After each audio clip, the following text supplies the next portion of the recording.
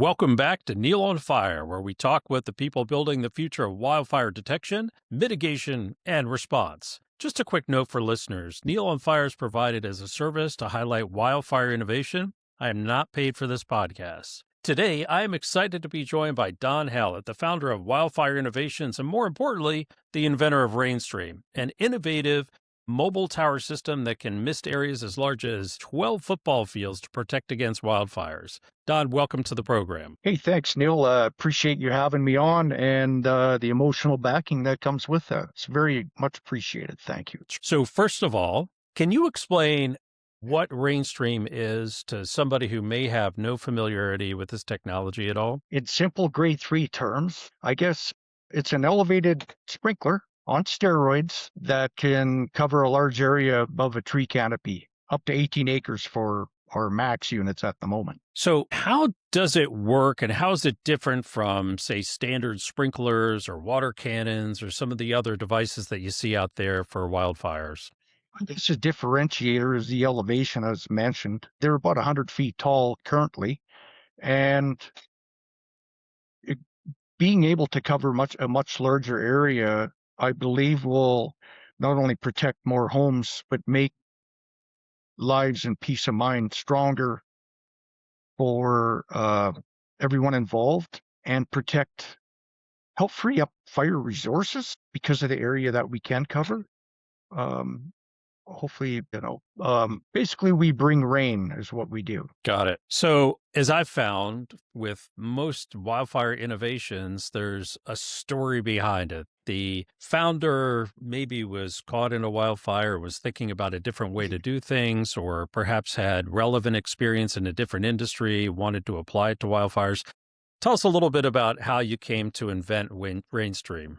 Well, it's almost like I got to start in the middle of my life and then go back to my childhood. I was coming back from a trip in South Dakota, and I was on the east side of the Rocky Mountains in Wyoming. And I was with a friend, and we saw this fire that had just started. And lo and behold, within like 5 minutes, this helicopter showed up, dropped his Bambi bucket of water, and he was off to get more. We hung around for about 40 minutes and he said, well, we better get going. And I got home about 2 days later and it was all over the news. This fire had blossomed.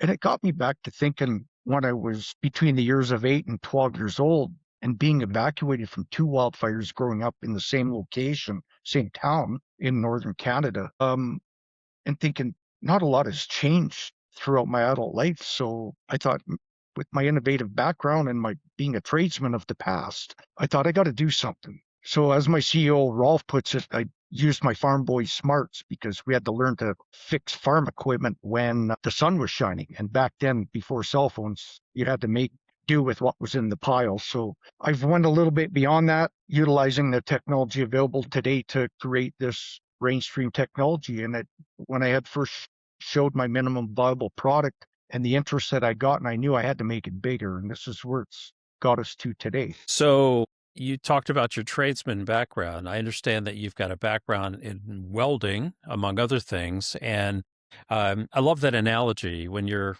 at the farm, you look at the pile of stuff you have and try to figure out what you can do with it. So take us through kind of the iterations here. You have this idea and you got a pile of stuff sitting on the ground. You've got the skills and the talents as a welder and other things. How many iterations did it take, and how different is today's product from what you originally put together the first time? Well, the first product was actually a tree mount. And to give you an image, when I was spraying water on the ground, it was going about 25, 30 feet. And when I elevated it, and lo and behold, there happened to be about a 10 to 15 mile an hour wind that day, the water went, I judged it as a par 4, being an avid golfer at one time. And when I showed that to people that were part of the wildfire agencies in Canada, they were like, wow, you're onto something. And that's where it took me. So I think growing up, fixing equipment, making toys, because you lived too far from town, you had to make your own toys with what you could find. And then coming up as a tradesman, you're out in remote areas and the customer would say, I need this built. This is what I have. So that's where it kind of came together. But the nice thing is when you're in a city and understanding what different types of steel and materials and products are available out there, it's somewhat easy to make something a lot better and engineer it.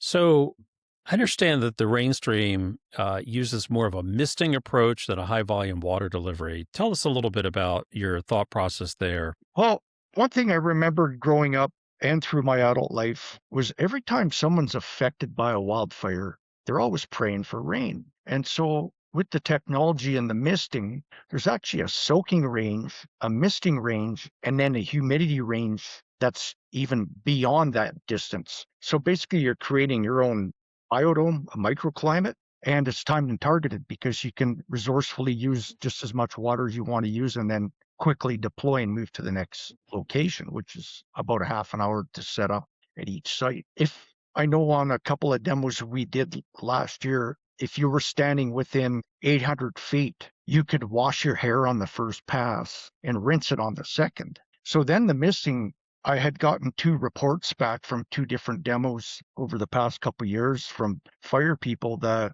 they witnessed this misting going as much as a mile above the tree canopy. And obviously, we're using the wind to a benefit because of all the ember transplant. With wildfires, there's always a wind that's created. So that led me into thinking also with the RainStream tower was this thing's got to be strong enough at specific heights to withstand the wind. Because if you think about California and the winds they get 100 miles an hour, I had to think, okay, so how do we do this? So it's a telescopic mast and you can operate it at 30, 60, 80, 100 feet depending on what the customer requires, and there's different wind ratings. So at full height this thing's rated for 50-mile-an-hour wind, and as you come down that wind goes up. Well, for example, 80 feet is 70 miles an hour, 60 feet is 80 miles an hour. When you're down to 30, we're in that 100-mile range. Then that led me into thinking, well, what about the nozzle, because sometimes these nozzles don't want to operate in wind conditions like that. So I filed another patent here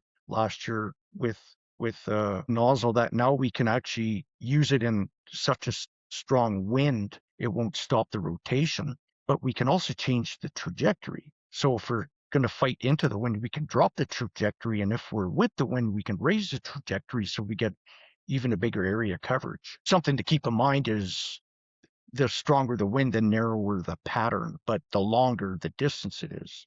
We're hitting 18 acres in a pretty minimal wind, and you increase the wind. Like I said, our misting was recorded twice of a mile, and the width was probably still, a couple 100 feet. So it's a little bigger than your rooftop sprinkler, I guess. So, what is the maximum wind that you can deploy the system in?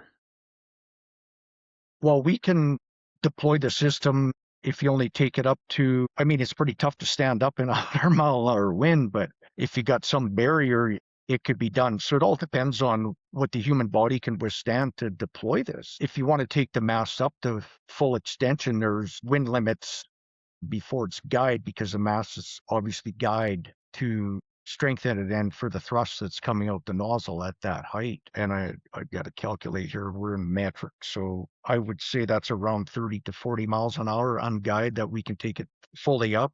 But it does come with weather stations and cameras, so we can use it for multi-purpose, for security or monitoring fires that are going on. And the weather station obviously gives us an on-site feedback of what's predicted, what's projected for wind or temperature. So it helps us with the data collection when we're operating in the unit also, which is scientists like. We're going to add an image here of RainStream. So take us through, particularly for somebody who's listening and can't see the visual, what the device looks like, how it's transported, all the components that are a part of it.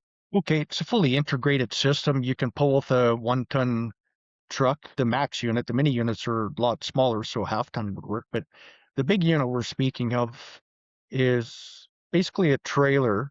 It's fully integrated with the pump system. And people ask, where do you get the water? And basically, I've designed it for hydrant systems. However, instead of draining the hydrant systems, for which could be used also for the fire departments because we don't want them to run out of water, we can also use natural sources like ponds or rivers or lakes and quickly deploy systems to feed water to the unit or multiple units in line so we can cover basically a wall of water, provide a wall of water. So, assuming that you're drawing from a body of water, how far away can you be in order to bring that into the system? And the second question is, knowing that a lot of bodies of water have all kinds of debris and muck in them, what kind of filtration system do you have to make sure that that doesn't get into the pumps and the nozzles and so forth? I'm glad you added that to the question because it wasn't on my mind, but a friend of mine actually designed a system for pumps a couple of years ago, and it's really taking off. The challenges I found with the pumping systems, when you're pulling out water out of a natural source where it's not pressurized, you're limited to your what they call lift, the lift of the water. So we can lift water 28 feet, I think it is, max. But as you're lifting the water, it's taking the energy out of the downside of it. And with this filter that my friend designed, I used to have to be in waist deep water, 3 feet, to eliminate any Venturi effect so it wouldn't cavitate a pump. This filter that we use now, I can be in as little as 10 inches of water. So my experience with the Venturi in 3 feet of water was 500 gallons a minute, and I had to be deeper. Well, now we're throwing up to 1,000 gallons a minute in as shallow as 10 inches of water, and it eliminates the Venturi. And it's also a screen that it's a very fine microscreen that doesn't allow any habitat or particles, anything to get through it, and it's easily cleaned with a back flush. There's that. From a natural source, generally, like I mentioned, the pump has to be within the closer the distance, the better. But if you do have to provide water from a natural source, I've done a little bit of research on that. You have to basically place a pump at the source and push the water to it, which is pumps are designed to push. And I was looking at the Great Basin in northern Nevada where aircraft have got to travel upwards of 90 miles to deliver this water. And the time and energy it takes on not only the teams to do that and the operation and the risk. This is another reason why I went a little farther in what I'm trying to develop. So with my background being a tradesman and working in the Rocky Mountains, whether it was piping or structural steel and moving equipment through boreal force, I think it's given me a kind of an upper hand on how to deal with everything that's a challenge for these teams. And if I can bring another tool to the toolbox, I'm going to strengthen the team as a whole globally, as opposed to just myself. I'm just here to help save lives and homes. And if I can do that, that's what I'm here for, because being evacuated is something you can't erase from your mind. It's burned into my mind, and seeing what people have to go through, we were fortunate. But I remember we moved after the second fire, and I never saw my dad for a week. And when we finally saw him, he says, well, grab your suitcase, because we were evacuated. He went to work. He was on the other side of the fire and trapped long before cell phones. And when he showed up, he says, I can guarantee one thing. He says, I know we were lucky and we came back and had a home after the first fire, but I don't know what it's going to be like this time. But I can guarantee we're moving. And if I can take that devastation and, the loss of memories and keepsakes that people have, and not only that, their investment of their time and their life to raise families in specific areas, if I can be of help, that's why I'm here. I'm really not in it for the money. I'm in it to try to bring some form of peace to this world. And from what I read with reports and wildfire scientists, they're predicting 10% increases every year until like 2050. So we're thinking, wow, it's getting bad now. What's it going to be like then? So hopefully this will help ease the situation some. I know my CEO and I, we did a study on 7 of the largest fires in Western North America, and they were burning at like over $1 million a minute. If you think about the devastation, once they reach an urban interface. And, if we can get fire departments to look at this technology, it's going to free up their resources. And because of the size of the area that, it's another tool in the toolbox for them. Sure.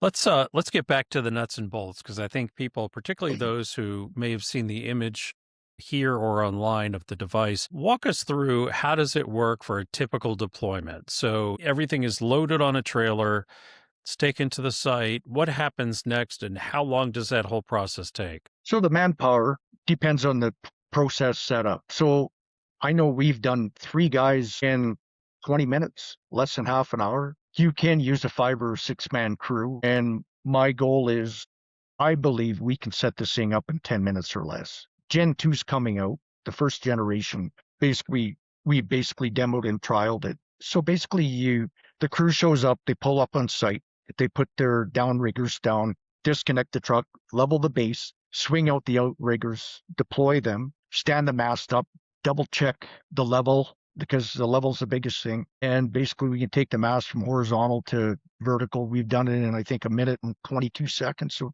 2 minutes or less. And then you hook up your guy lines, which are on reels that we designed, so you can adjust the safety guys for different heights that you deploy at.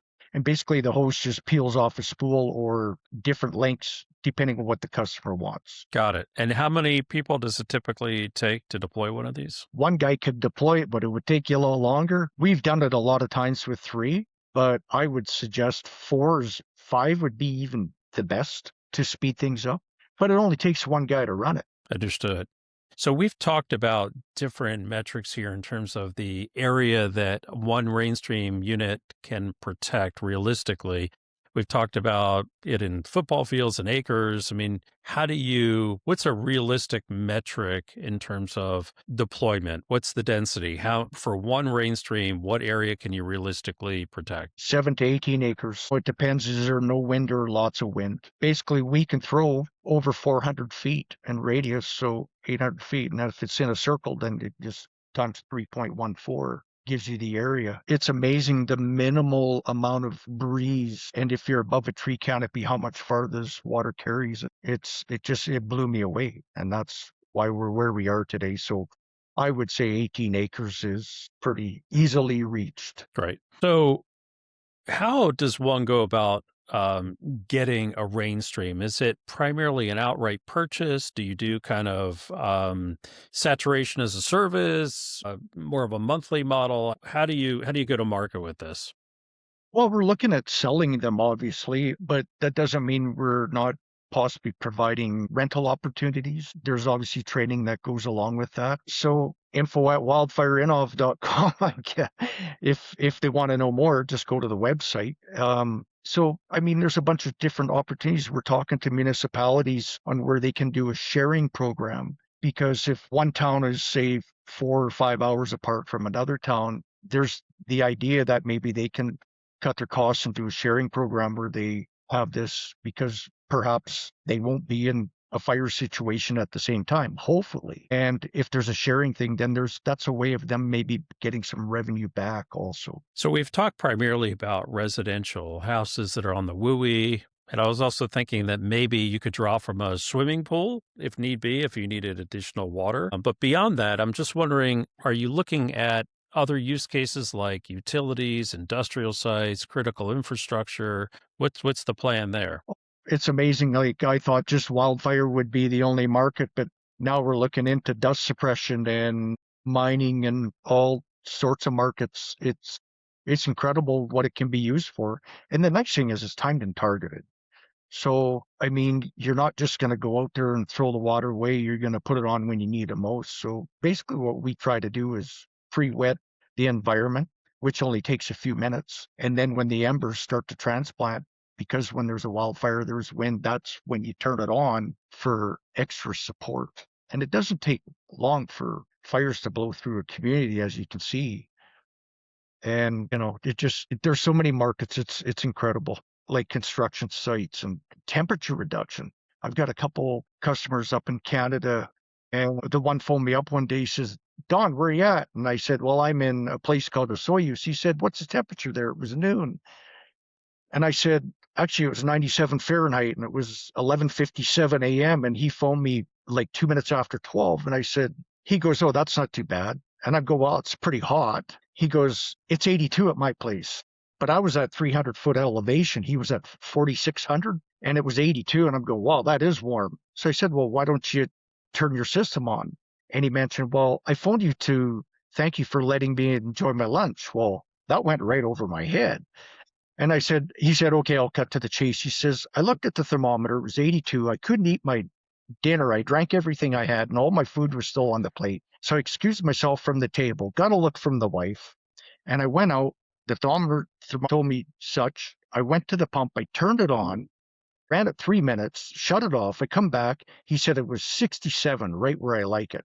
And when he looked at it at dinner time that night at 6 hours later, he said the temperature came up about 3 degrees. His customers love it.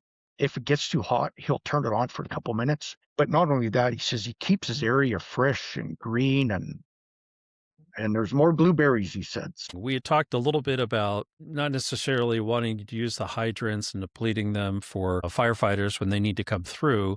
But I'm curious, how do you coordinate with firefighters? So you're providing the saturation, you're wetting the area to eliminate the spread or slow the spread of the fire. Are you coordinating with the local fire department, let them know what you're doing and giving them a heads up so that they're aware of what's going on? Basically, the agencies and associations have an incident commander, so you work with them and they basically direct you where these should be placed and when not to use them, so that water is not depleted as rapidly. Um, there's scenarios like we talked to a future customer that was a probable customer that we were on the phone with yesterday, and the issue with them with the fire in California was they ran out of water. And so that's another reason why I'm trying to create something that's a little more resourceful and timed and targeted.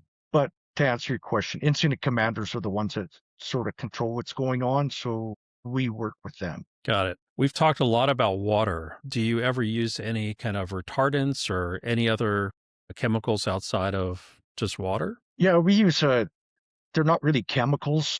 They're environmentally friendly. We've been approached by several different manufacturers that have their own products. The one thing is, yeah, the cost goes up, but it makes the water last longer. So there's some pros and cons to it. The pros is it retains the moisture. You won't have to use as much water and you don't have to worry about the evaporation. So I'm all for it. Sure. We've talked about new markets that you're potentially looking at. What about new products, new innovations, new models? What do you see coming out over the next year or two? The biggest thing that's been going on is detection, and which makes sense to me because if I go back to my story early in this episode about nothing changed since I was a kid, and it reminded me of watching a western, and some guy run into the saloon and he says the stable's on fire, livery stable, so everybody runs to the trough with a pail, and if they get on it fast enough, they can get the fire out. However, you look at the flip side, if they can't, then the devastation just keeps going on and on. I mean, we need it. These guys work their butt off and risk their life day in and day out, people boots on the ground. So if I can ease that pain somehow and give them support or defensive backup and assistance, then I see the fit. We're between the ground and between the air. Understood. Don, is there anything we haven't covered? We covered a lot about RainStream, from the story that got you going on this to you creating it and how it works. Anything else that you'd like to share that we haven't covered? Well, I hope I can help somebody out there that's watching today. I mean, if you're interested, by all means, we welcome good people to the table. We're talking to a lot of people, including you, Neal's good people. So I guess, go to the website and look at a couple videos. Some of the videos might not show really what the capabilities are that it does have. Some do. Obviously, wind can affect it, but wind's also a factor in helping it cover a bigger area. If I can help somebody save their home, a life, a community, or a municipality, like, give us a call. Don, thank you so much for joining us today. It was great to learn about RainStream and pre-treating large acreage and the innovations, the patents that you have on this device, and certainly hope you do very well with it and that it has an impact on wildfires in the future. If you found this conversation useful, subscribe so you don't miss what's coming next. We're bringing real-world wildfire solutions from the people building and deploying them. Join us again on the next episode of Neal on Fire. Thanks, Neal.